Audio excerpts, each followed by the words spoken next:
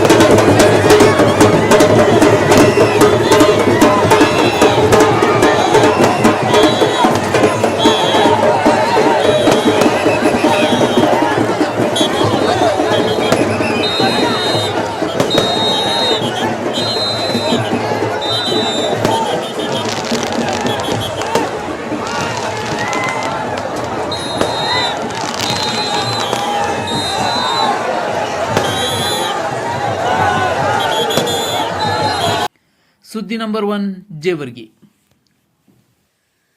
ನಿಖರ ಹಾಗೂ ನೈಜ ಸುದ್ದಿಗಾಗಿ ನಮ್ಮ ನ್ಯೂಸ್ ಚಾನೆಲ್ ಸಬ್ಸ್ಕ್ರೈಬ್ ಮಾಡಿ, ಬೆಲ್ ಬಟನ್ ಒತ್ತಿ ಸದಾ ನಮ್ಮ ಜೊತೆಗಿರಿ.